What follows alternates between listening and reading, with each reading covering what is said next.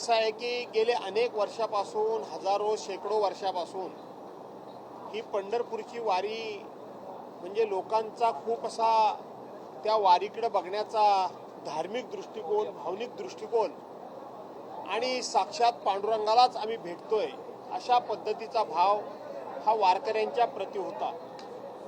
या सरकारनं गेल्या निवडणुकीच्या वेळेला आम्ही वारी करता काही रक्कम देतोय खर्चाकरता असं सांगितलं, काही भजनी मंडळांना आम्ही सरकारी तिजोरीतून पैसे देतोय असं सांगितलं, लाडकी बहिणींकरता आम्ही महिना काही पैसे देतोय असं सांगितलं आणि सर्वांना फसवून त्यांनी 2024ची सत्ता या ठिकाणी हस्तगत केली। आणि म्हणून त्या वेळेपासून सरकारमध्ये एक अतिशय अहमभाव, मगरुरीचा भाव आणि आपल्याला आता कोणालाही फसवता येतं आणि सत्ता मिळते आणि म्हणून पुढे आपण असंच फसवून काहीतरी नवीन फंडे काढून आपण सत्ता मिळवू शकतो।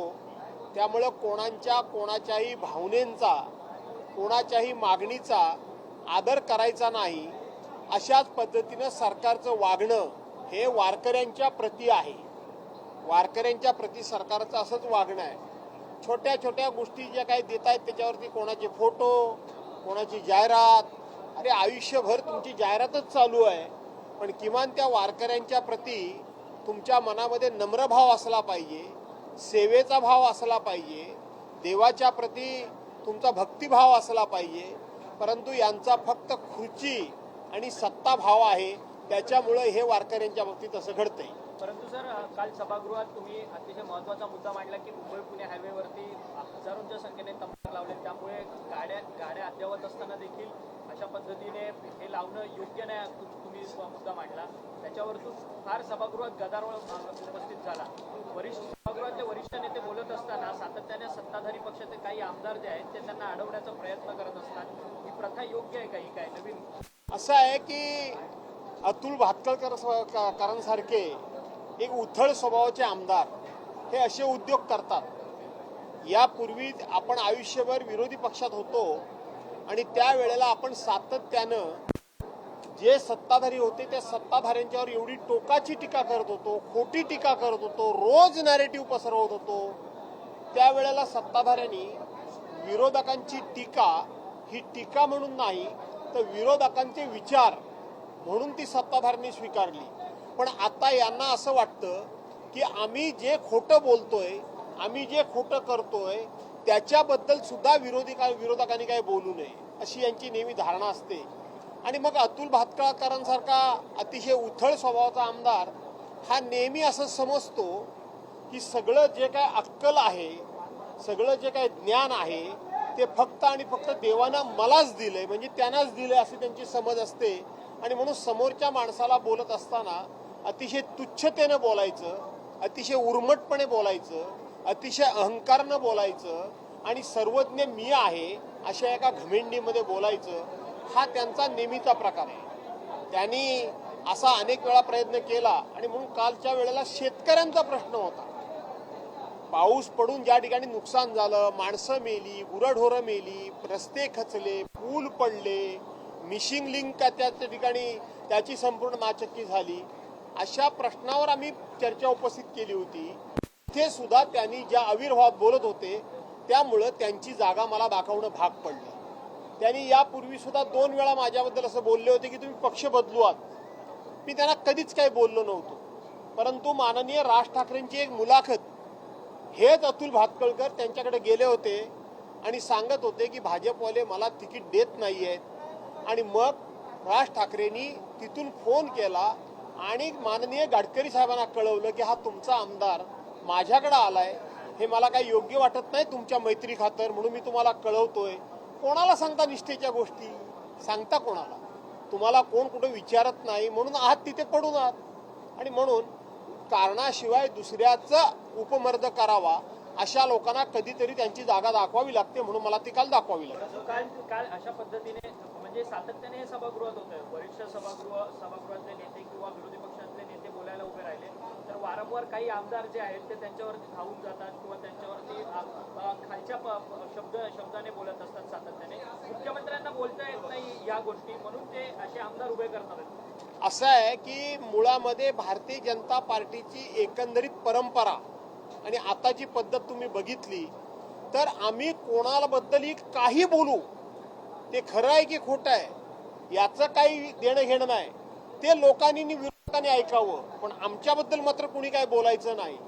आता मिसिंग लिंकच्या बाबतीत सुद्धा माननीय मुख्यमंत्री महोदयांनी ज्या पद्धतीनं दमबाजी केली, मी तुम्हाला सोडणार नाही, हा सुद्धा सत्तेचा दर्प आहे, अहंकार आहे. अशा पद्धतीनं तुम्ही स्वतः विरोधी पक्ष नेते होतात त्यावेळेला टोकाचे तुम्ही आरोप करत होतात, खोटे खोटे आरोप करत होतात. तरी देखील विरोधकांनी एक नवखं नेतृत्व आहे, उभरतं नेतृत्व आहे, म्हणून तुमचे प्रत्येक विचार हे ऐकून घेतले. याचं भान आता मुख्यमंत्र्यांना राहिलेलं नाही, याचा विसर मुख्यमंत्र्यांना पडलेला आहे. आणि म्हणून विरोधकांनी सत्य परिस्थिती सांगण्याचा प्रयत्न केला तरी सुद्धा ती सहन करण्याची मानसिकता आता मुख्यमंत्र्यांच्याकडे नाही.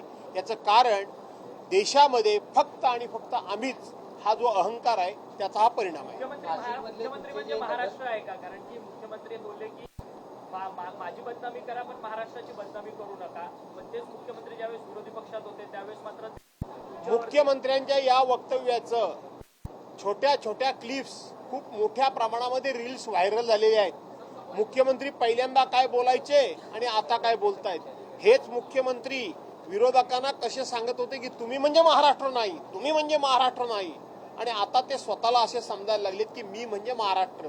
आणि म्हणून लोक ते आता दोन्ही क्लिप एकाच वेळेला दाखवतायत. मुख्यमंत्र्यांचे वेगवेगळे विचार त्या ठिकाणी ते दाखवतायत.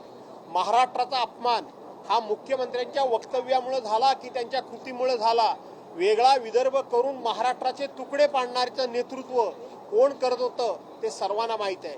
छत्रपती शिवाजी महाराजांचा अपमान कुणी केला ते सर्वांना माहिती आहे. या महाराष्ट्रामध्ये साधू संतांचा आता अपमान कोण करतंय हे सर्वांना माहिती आहे. या महाराष्ट्रामध्ये धनगर समाजाला पहिल्या कॅबिनेटमध्ये आरक्षण देतो म्हणून सांगितलं आणि त्यांना फसवलं. हे कोण महाराष्ट्राचा अपमान करतंय हा महाराष्ट्र बघतोय. इथं ओबीसीना त्यांनी सांगितलं की माझ्या जीन्समध्ये ओबीसी आहे, माझ्या जीन्समध्ये इथं ओबीसीचं रक्त आहे, आणि त्याच ओबीसीना कसं फसवायचं चाललंय ते सगळा महाराष्ट्र बघतोय. असं सत्ताधाऱ्यांना वाटत असेल की दुनिया आंधळी आहे, अजिबात आंधळी नाही. दुनिया आता यावेळेला संधीची वाट बघते. नाशिकमध्ये तुमचे जे 10 नगरसेवक आहेत त्या 10 नगरसेवकांना 5 कोटीची ऑफर असल्याचं समजतं. ते शिंदेच्या पक्षात जातील असं बोललं जातं. नाशिकमध्ये ऑपरेशन टाइगर कांदे यांनी काल काकामध्ये याच्यामध्ये भ्रष्टाचाराचे आरोप केलेले आहेत. 4,000 कोटींच्या निविदा हे रद्द करण्याची मागणी त्यांनी केली आहे. खरं तर राज्य व नागरी पुरवठ्यामध्ये 500 कोटींचा भ्रष्टाचार झाल्याचं सुहास कांदेंनी आरोप केला. असं आता महाराष्ट्र सरकारमध्ये कुठल्या मंत्र्यांच्या खात्यामध्ये भ्रष्टाचार नाही तो सांगा. प्रत्येक मंत्र्यांच्या खात्यामध्ये भ्रष्टाचार आहे. प्रत्येक खात्याच्या मंत्र्यांच्या खात्यामध्ये भ्रष्टाचार आहे. त्यामुळं सुहास कांदे जे बोलले असतील त्याच्यामध्ये तथ्य असेल. धन्यवाद. ऑपरेशन टायगर सक्रिय आहे असं म्हटलं जातं. तुमचे काही नगरसेवक जे आहेत ते संपर्कात आहेत शिंदेच्या.